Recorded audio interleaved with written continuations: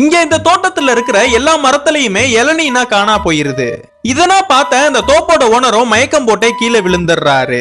இந்த ஓனரும் நடந்த எல்லாத்தையுமே அவங்க பையன் கிட்ட சொல்லும் போது, நம்ம தோப்புக்கு யாரோ சூனியம் வச்சிருக்காங்க, அதனாலதான் இப்படின்னா நடக்குதுன்னு சொல்றான்.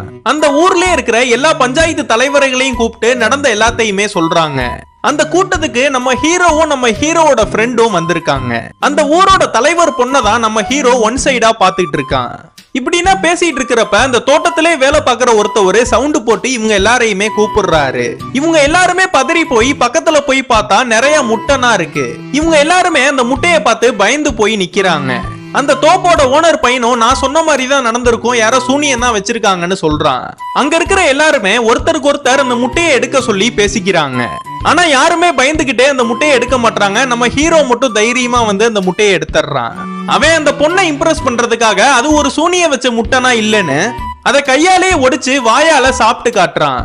இத பாக்குற அந்த ஊர் மக்கள் எல்லாருமே பயந்து ஓடுறாங்க. என்னன்னு பார்த்தா நம்ம ஹீரோ கையில எடுத்தது ஒரு பாம்போட முட்டை.